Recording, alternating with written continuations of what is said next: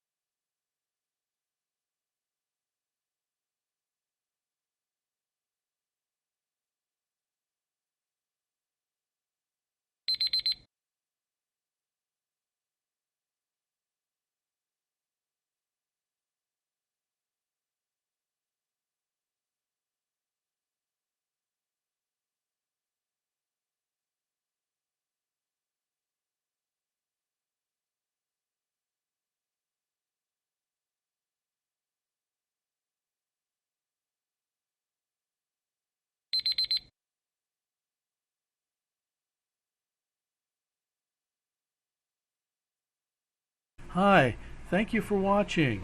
I hope the videos are useful for you. Please subscribe to my channel using the button below.